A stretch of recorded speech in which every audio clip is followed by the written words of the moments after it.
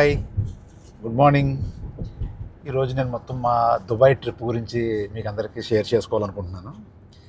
So actually మేము day 1 16th Vizag నుంచి Abu Dhabi fly అయ్యాం. యాక్చువల్గా మనకి అక్కడి నుంచి ఇండియా నుంచి రావడానికి ఫ్లైట్ ఐదర్ అబుదాబి తీసుకోవచ్చు, దుబాయ్ తీసుకోవచ్చు, లేకపోతే షార్జా తీసుకోవచ్చు. ఈ మూడు కూడా పక్క పక్కనే, అంటే యునైటెడ్ అరబ్ ఎమిరేట్స్లో ఇవన్నీ డిఫరెంట్ కంట్రీస్, ఇవన్నీ కలిపి యునైటెడ్ అరబ్ ఎమిరేట్స్. మనకి ఎక్కడికి టికెట్ తక్కువ ఉన్న ఈ మూడు ప్లేసుల్లో తీసుకోవచ్చు, మనం లోకల్లో తిరిగచ్చు, పెద్ద ఇబ్బంది ఏం కాదు. సో వీసా మూడింటికి ఒకటే. సో అందుకని ఎక్కడి నుంచైనా ఎక్కడికైనా రావచ్చు. సో మేము మార్నింగ్ 4 o'clock రాజమండ్రిలో బయలుదేరి 6:30కి వైజాగ్ ఎయిర్పోర్ట్కి వచ్చాము. వైజాగ్ ఎయిర్పోర్ట్ నుండి యాక్చువల్గా ఫ్లైట్ కొద్దిగా డిలే ఉండి 10:30కి స్టార్ట్ అయ్యాము. ఇక్కడికి వచ్చేటప్పటికి వీళ్ళు దుబాయ్ టైమింగ్ 12 o'clockకి రీచ్ అయ్యాము అబుదాబి ఎయిర్పోర్ట్కి. సో అక్కడికి మా ఫ్రెండ్ ఒక ఆయన వచ్చి పికప్ చేసుకున్నారు. ఆ రోజు యాక్చువల్గా ఈవినింగ్ వచ్చాక ఏదో ప్లాన్ చేసాం, కానీ ట్రాఫిక్ జామ్లో ఉండడం వలన మేము లేట్ అయిపోయింది. మేము వచ్చేటప్పటికి నైట్ యాక్చువల్గా 10 అయిపోయింది. ఇంకా రోజు ఎక్కడికి వెళ్ళలేదు. సో డే 2 వచ్చి దుబాయ్ ఫ్రేమ్కి వెళ్ళాము. తర్వాత అక్కడి నుంచి పామ్ జుమేరా వెళ్ళాము. అక్కడి నుంచి ఈవినింగ్ మిరకిల్ గార్డెన్ చూసుకుని బుర్జ్ ఖలీఫా దగ్గర ఉన్న దుబాయ్ మాల్లో ఉన్న వాటర్ ఫౌంటైన్కి లేజర్ షోకి వెళ్ళాము. సో మీకు ఈ వీడియో ఇలా చూపించడానికి కారణం ఏంటంటే, మీకు దుబాయ్ అంతా చూపిస్తున్నాను సిటీ. ఇప్పుడు మేము వెనక్కి అబుదాబి రిటర్న్ అవుతున్నాము. సో ఇదంతా కాంక్రీట్ జంగిల్, కానీ ఎంత అంటే రిజర్ట్లో కూడా మొక్కలు చూడండి ఎలా పెంచారు రోడ్డు పక్కనది. మెయింటెనెన్స్ చూడండి ఎంత నీట్గా మెయింటైన్ చేస్తున్నారంటే, చాలా నీట్గా మెయింటైన్ చేస్తున్నారు. సో చాలా నేర్చుకోవాలి మనం వీళ్ళ దగ్గర నుంచి. చాలా నీట్గా ఉందంతా కూడా. సో చూడండి అన్ని బిల్డింగ్స్. ఇంకా మనం ఇంకా యాక్చువల్గా ఇది ఓల్డ్ దుబాయ్లోనే ఉన్నాం, దేరా అనే ఏరియాలో. కొంచెం ముందుకెళ్ళామంటే అన్ని స్కై స్క్రాపర్సే మనకు కనపడి అన్నీ. సో డే 3 షార్జా వెళ్ళాం మేము. షార్జాలో ఫ్రెండ్ వాళ్ళ ఇంటికి వెళ్ళాము, వాళ్ళ ఇంట్లోనే ఉన్నాం ఆ రోజు షార్జా బీచ్ చూసుకుని మార్నింగ్, తర్వాత అక్కడ షార్జాలో ఓల్డ్ కార్ మ్యూజియం చూసుకుని ఈవినింగ్ మళ్ళీ గ్లోబల్ విలేజ్కి వచ్చాం. దుబాయ్లో గ్లోబల్ విలేజ్ అదేంటంటే, గ్లోబల్ విలేజ్ జస్ట్ లైక్ మన పూర్వం ఎగ్జిబిషన్స్ లాగా అనమాట. ఇదేమో పెర్మనెంట్ ఎగ్జిబిషన్లా పెట్టారు. మనకి ఎగ్జిబిషన్ జరిగినప్పుడు తూర్పుగోదావరి జిల్లా స్టాల్, వెస్ట్ గోదావరి ఇలాగ స్టాల్స్, జిల్లాకు స్టాల్స్ పెట్టేవాళ్ళు. అలాంటిది ఇక్కడ ఏంటంటే కంట్రీ వైడ్ స్టాల్స్ పెట్టేశారు. సో పెర్మనెంట్ స్టాల్స్ అన్నీ, ఆ కంట్రీలో దొరికే వస్తువులన్నీ ఇప్పుడు హ్యాండీక్రాఫ్ట్స్ ఇవన్నీ అమ్ముతున్నారు. ఓకే, సో ఇవన్నీ మనం చూడడానికి వరకే. నెక్స్ట్ డే 4 వచ్చి మేము దుబాయ్ మాల్కి వెళ్ళాము. దుబాయ్ మాల్లో అక్వేరియం చూసాము. అలాగే అట్ ద టాప్ అని బుర్జ్ ఖలీఫాలో 125th ఫ్లోర్ వరకు మనం పైకి వెళ్ళొచ్చు టికెట్ తీసుకుని. సో ఇవన్నిటికీ కూడా టికెట్స్ ఉన్నాయి. ఈ టికెట్స్లో కూడా ఏంటంటే 2 రకాలు. మనం యాక్చువల్గా ఆన్లైన్లో బుక్ చేసుకున్న దానికి, అక్కడికి వెళ్ళి టికెట్ కౌంటర్లో తీసుకున్న దానికి వేరియేషన్ ఉంది. అక్కడ ఆన్ ద స్పాట్ టికెట్ తీసుకున్న దానికంటే ఆన్లైన్లో మనకి టికెట్స్ తక్కువ వస్తున్నాయి. ఈ టికెట్స్లో కూడా మళ్ళీ 2 రకాలు ఉన్నాయి. యాక్చువల్గా బేసిక్ టికెట్సే ఆన్లైన్లో దొరుకుతున్నాయి. అక్కడికి వెళ్ళాక కావాలంటే మళ్ళీ అప్గ్రేడ్ అవ్వచ్చు అన్నమాట. విఐపి టికెట్స్ అని ఉన్నాయి, ఎక్స్ట్రా ఛార్జ్ చేస్తున్నారు దానికి. సో కావాలనుకుంటే విఐపి టికెట్లోకి అప్గ్రేడ్ అవ్వచ్చు అనమాట. దానివల్ల ఏంటంటే క్యూలు నుంచోవలసింది. ఇక్కడ ఏంటంటే మన తిరుపతిని చూసి ఇన్స్పైర్ అయినట్టున్నారు వీళ్ళు. ప్రతిదానికి క్యూలో నుంచోవాలి. అది ఆ క్యూ అరగంట నుంచి ఉంటే, చూసేది పావుగంట ఉంటే గంట క్యూలో నుంచోవాల్సి వస్తుంది. చాలా టైం వేస్ట్ అయిపోతుంది. కంపల్సరీగా షూ వేసుకుని రావాలి, ఎందుకంటే అంతసేపు నుంచుని మళ్ళీ తిరగడం, వాకింగ్ అయితే చాలా ఎక్కువ ఉంటుంది. సో మనం లోకల్ సైట్ సీయింగ్కి కొంతమంది అదే మెట్రోలో వెళ్ళొచ్చా, లేకపోతే ఏ ఏరియాలో స్టే చేస్తే బెటరు, ఇలాంటి ఇదేంటంటే మీరు ఏ ఏరియా స్టే చేసినా కూడా కనెక్టివిటీ బాగానే ఉన్నది.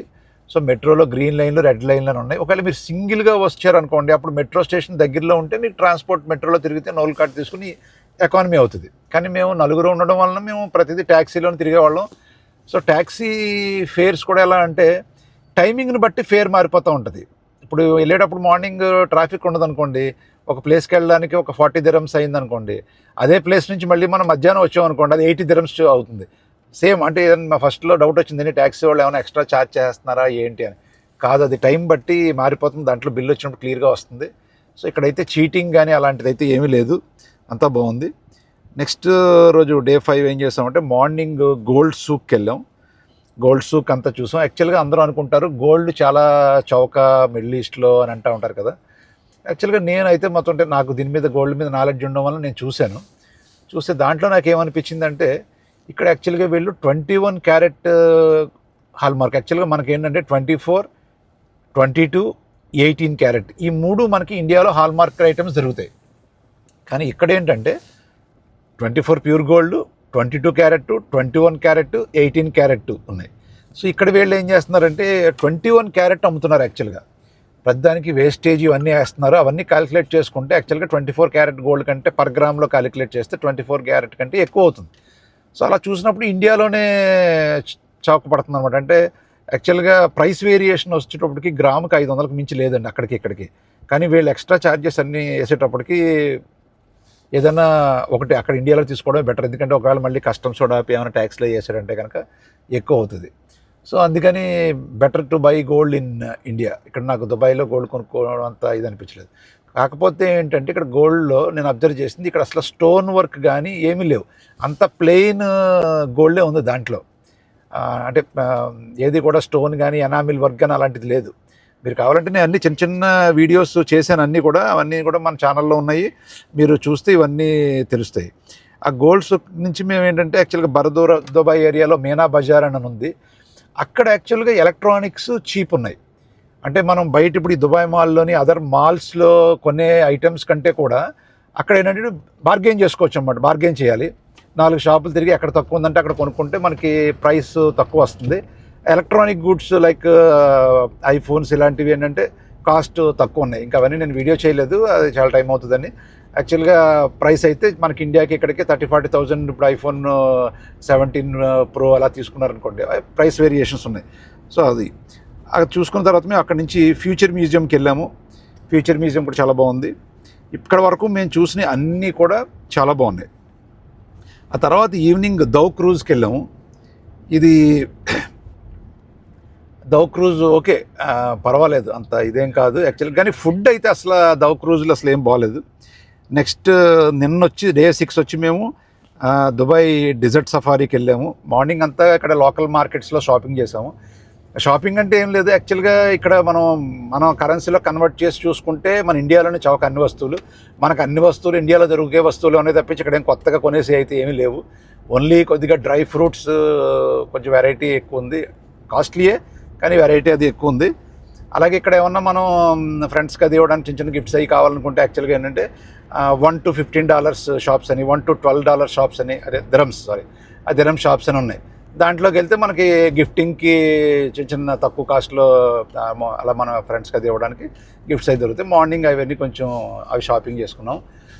సో చూడండి, ఇక్కడ road work and trade centre అంటే మనం రోడ్లో వెళ్తున్నప్పుడు ఆల్రెడీ వాళ్ళకి ఇండికేషన్ వచ్చేస్తుందండి. దాన్ని బట్టే ట్యాక్సీ డ్రైవర్స్ కానీ వాళ్ళతో ఫాలో అవుతున్నారు. చూడండి పైన వచ్చింది, చూడండి road work at trade centre round about.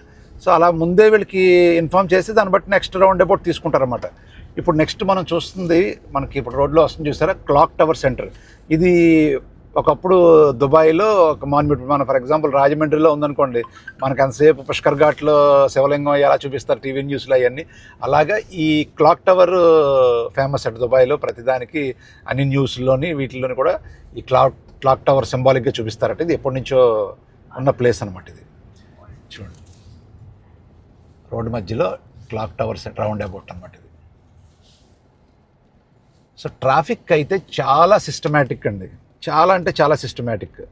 Next ఇంకోటి, వీళ్ళు చాలా హెవీ స్పీడ్ డ్రైవ్ చేస్తున్నారు.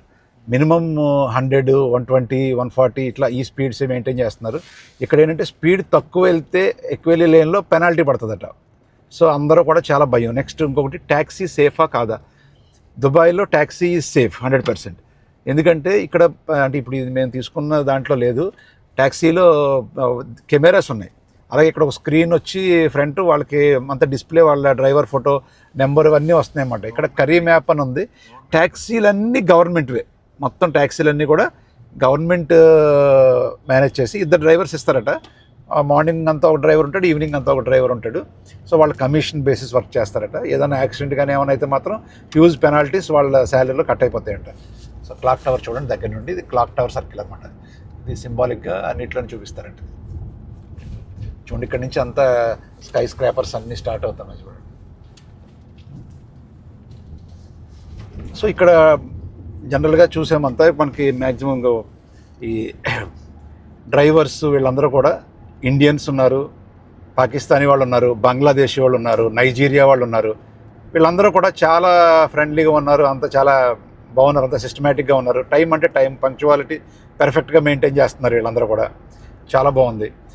అలాగే వీళ్ళు ఆ డ్రైవర్స్తో ఇంటరాక్ట్ అయినప్పుడు వాళ్ళు చెప్పింది ఏంటంటే ఇండియాకి పాకిస్తాన్కి ఈ రైవాలిటీ అని చెప్పేసి అందరూ ఇది చేస్తారు. మేము ఇక్కడ అందరూ రూమ్లో కలిసే ఉంటాం, మేము అందరం ఇక్కడ అందరూ ఫ్రెండ్లీగా ఉంటాం మేము.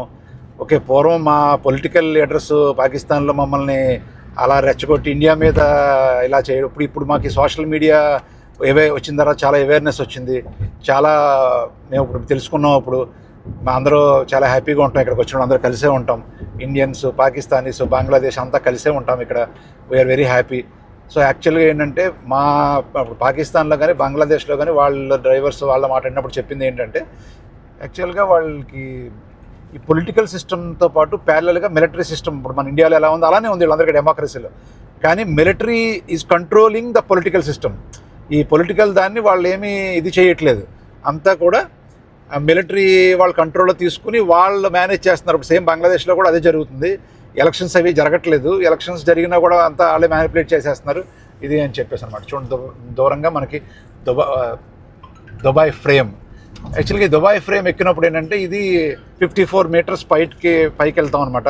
అక్కడి నుంచి చూస్తే రైట్ సైడ్ ఇప్పుడు అంతా ఓల్డ్ దుబాయ్, లెఫ్ట్ సైడ్ అంతా న్యూ దుబాయ్. చూడండి ఎదురుగుండా బుర్జ్ ఖలీఫా కనిపిస్తుంది చూడండి. ఇక్కడ అంతా స్కై స్క్రాపర్స్. చూడండి రైట్ సైడ్ మీకు దుబాయ్ ఫ్రేమ్ కనిపిస్తుంది చూడండి. దుబాయ్ ఫ్రేమ్కి బ్యాక్ సైడ్ అంతా ఓల్డ్ అనమాట, అటువైపు పక్క అంతా న్యూ దుబాయ్.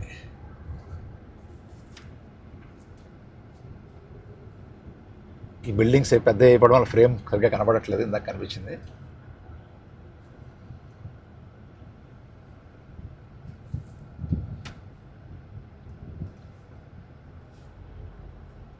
కనిపిస్తుంది చూడండి. అన్నీ ఇక్కడ ముందుకెళ్ళే కొలది. ఇంకొకటి ఎక్కడ డస్ట్ లేదు చూడండి. రోడ్డు పక్క కూడా పూల మొక్కలు చూసారు ఎంత నీట్గా మెయింటైన్ చేస్తున్నారు. అన్నీ అంత చాలా గార్డెనింగ్ ఈజ్ ఎక్సలెంట్, చాలా బాగుంది. మెట్రో కానీ క్రాసింగ్స్ కానీ సూపర్బ్ అన్నమాట. మెయింటెనెన్స్ అయితే చాలా బాగుంది. కానీ ఎవ్రీథింగ్ ఈజ్ కాస్ట్లీ, కానీ దాని తగ్గట్టుగానే ఉంది మెయింటెనెన్స్ అంతా కూడా. ఒక్కసారి చూడొచ్చు, ఇక్కడ ఒకసారి వచ్చి ఉండొచ్చు. క్లైమేట్ కూడా చాలా బాగుంది, పొల్యూషన్ లేకపోవడం వలన చాలా కంఫర్టబుల్ లివింగ్ ఉంది. చాలా హోటల్స్, అకామిడేషన్ గురించి మీకు బోల్డ్ హోటల్స్ మీ బడ్జెట్ రేంజ్లో ఎక్కడ ఏం కావాలంటే దొరుకుతాయి, ఆ హోటల్స్లో మీరు స్టే చేయొచ్చు. ఇక్కడ ఇబ్బంది ఏం లేదు. ట్యాక్సీస్ అయితే మీరు జస్ట్ కరీమ్ యాప్ అని ఉంది, ఆ కరీమ్ యాప్ డౌన్లోడ్ చేసుకుంటే ఏదైనా చేసుకోవచ్చు. నెక్స్ట్ ఫోన్స్ మనం మాట్లాడుకోవాలంటే యాక్చువల్లీ ఇక్కడ బోటిమ్ యాప్ ఒకటే పనిచేస్తుంది. మన వాట్సాప్ మెసేజ్లు పనిచేస్తాయి కానీ వాట్సాప్లో కాల్స్ రావు. ఒకసారి వచ్చి మన రింగ్ అవుతుంది, కట్ అయిపోతుంది మనకి. సో వాట్సాప్ కాల్స్ పనిచేయవు, వాట్సాప్ మెసేజెస్ పనిచేస్తాయి. ఈ దుబాయ్ ఫ్రేమ్కి బిల్డింగ్స్ అన్నీ అడ్డొచ్చేసినాయి, ఇందాక కనిపించింది. సో ఓకే, బుర్జ్ ఖలీఫా చూడండి. ఓకే, సో ఇక్కడ ట్యాక్సీస్ కూడానండి మంచి మంచి కార్లు. ఇవన్నీ గవర్నమెంటే కారు కొనిస్తుందట, మళ్ళీ 2 years తర్వాత స్క్రాప్ చేసేస్తారట, కార్ని ఆక్షన్లో అమ్మేస్తారట. చూడండి ఇలా రెడ్ క్యామ్రీ వెలో. అసలు మీకు ఈ బ్రాండ్ ఆ బ్రాండ్ అని లేదు, ఈ కారు లేదనడానికి లేదు. అన్ని రకాల కార్లు, వెరైటీ ఆఫ్ కార్స్ చూడాలంటే దుబాయ్. టొయోటా, నిస్సాన్ చూడండి అన్ని మోడల్స్. మన ఇండియాలో సన్నీ, ఇక్కడ కూడా సన్నీ. విలేజ్ రకరకాల కార్లు, అంతా పెద్ద పెద్ద కార్లు అండి. ల్యాండ్ క్రూజర్లు, పాత్ ఫైండర్, ఇది Patrol, Nissan Patrol, beautiful cars. Yes, ఇప్పుడు వచ్చి చూడండి దుబాయ్ ఫ్రేమ్, అది దుబాయ్ ఫ్రేమ్. సో ఇటు సైడ్ అంతా ఓల్డ్ దుబాయ్ అనమాట, అటు సైడ్ అంతా న్యూ దుబాయ్. చూడండి బుర్జ్ ఖలీఫా అటు సైడ్. సో ట్రాఫిక్ అయితే చాలా సిస్టమేటిక్గా ఉంటుంది. జామ్లు అనేది కూడా సర్వసాధారణం. ఇక్కడ ఇంత 6 lane, ఒక్కొక్క వైపు 6 lane రోడ్స్ ఉన్నా కూడా ట్రాఫిక్ జామ్స్ ఉన్నాయి. ట్రాఫిక్ జామ్ ఎందుకు అవుతుంది అంటే ఓన్లీ యాక్సిడెంట్స్ వల్లనే అవుతుంది ట్రాఫిక్ జామ్. అలా ఈ వెళ్ళే స్పీడ్కి ముందు బ్రేక్ కొట్టాడంటే వెనకాల వచ్చి ముద్దులు పెడతా ఉంటారు అనమాట. అన్నీ మొత్తం అప్పుడే అయిపోతున్నాయి కార్లు. సో చాలా జాగ్రత్తగా ఎవరైనా డ్రైవ్ చేయాలంటే చాలా కేర్ఫుల్గా డ్రైవ్ చేయాలి. ఇక్కడ డ్రైవింగ్ లైసెన్స్ తెచ్చుకోవడం కూడా అంత ఈజీ కాదట. ఈవెన్ 2 వీలర్స్ అసలు ఎక్కడ కనపడట్లేదండి. చిన్న చిన్న బ్యాటరీ వెహికల్స్ లాంటి సైకిల్స్ లాంటివి వాడుతున్నారు. 2 వీలర్స్ అయితే ఓన్లీ డెలివరీ బాయ్స్, అవి కూడా హోండా యూనికార్ను, బజాజ్ పల్సరే ఉన్నాయి, అంత మించి లేవు. అక్కడక్కడ అప్పుడప్పుడు పెద్ద వెహికల్స్ అంటే 1000cc 1200cc సరదాగా వాడేవాళ్ళు అక్కడక్కడ కనిపిస్తున్నారు. సో ఈరోజు మా డ్రైవర్ షఫీక్. సో ఇప్పుడు మేము అబుదాబి వెళ్తున్నాం కదా, ఇంకా మా ట్రావెల్ పార్ట్నర్స్ ఫ్రెండ్స్. సో వీళ్ళ స్పాన్సర్స్ కూడా ఈ ట్రిప్ స్పాన్సర్స్ కూడా వీళ్ళే. ఓకే, సో మ్యాక్సిమం ఇన్ఫర్మేషన్ మీతో షేర్ చేసుకున్నాం అనుకుంటున్నాను. మ్యాక్సిమం ఇన్ఫర్మేషన్ మీతో షేర్ చేసుకుంటున్నాను అనుకుంటున్నాను. ఇప్పుడు మేము యాక్చువల్గా అబుదాబి వెళ్తున్నాం. మాకు రేపు ఎర్లీ మార్నింగ్ ఫ్లైట్ అబుదాబి నుంచి. ఈరోజు లోకల్ అబుదాబి సైట్ సీయింగ్ చూసి ఈవినింగ్కి షఫీక్ మమ్మల్ని అబుదాబిలో వదిలేస్తాడు.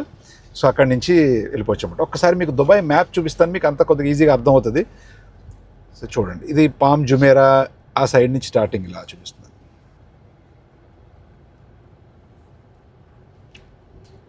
సో ఇక్కడ బుర్జ్ ఖలీఫా ఈ ఏరియాలో మనం ఉన్నాం.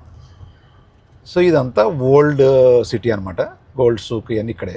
అక్కడి నుంచి అదే ఏరియా ఇప్పుడు మేము స్టే చేసింది కూడా డేరా అనే ఏరియాలో స్టే చేసాం దగ్గర. అక్కడి నుంచి ఇలా డేరా దగ్గర నుంచి ఇంకోండి ఇలా దుబాయ్ ఫ్రేమ్ దాటుకుని ఇలా బుర్జ్ ఖలీఫా నుంచి ఇలా బ్యాక్ వచ్చేస్తాం అనమాట ఇలా. ఓకే, సో ఇది దుబాయ్ మ్యాప్. మీకు యాక్చువల్గా దుబాయ్ ఎన్ని రోజుల్లో చూడాలనేది కూడా, మీరు దుబాయ్ కావాలంటే 2 డేస్లో చూడొచ్చు, 10 డేస్ చూడొచ్చు, 15 డేస్ చూడొచ్చు, 1 మంత్ చూడొచ్చు. ఇక్కడ నెంబర్ ఆఫ్ యాక్టివిటీస్ ఇవన్నీ ఎంత, ఎందుకంటే టూరిజమే మెయిన్ వీళ్ళకి. సో చాలా రకరకాల ఒక 1 డే 2 డేస్లో చూడాలంటే కనుక హిప్ హాప్ బస్సు ఉంది, అది ఎక్కితే మొత్తం అన్నీ ఒక రోజులో కవర్ చేసేస్తాడు. ఆ ఆప్షన్ కూడా ఉంది. యాక్చువల్గా మీరు ఇప్పుడు రకరకాల రైడ్స్ అని, ఇలాంటి అడ్వెంచర్ పార్క్స్, చాలా రకరకాల పార్క్స్ ఉన్నాయన్నమాట. మీ ఓపిక ఎన్ని పార్క్స్కి వెళ్ళాలంటే అన్ని పార్క్స్కి వెళ్ళొచ్చు, ఎన్ని రోజులైనా చూడొచ్చు. ఒక 1 మంత్ ఉన్నా కూడా చూడొచ్చు అనమాట. సో చాలా బాగుంది. Thank you very much.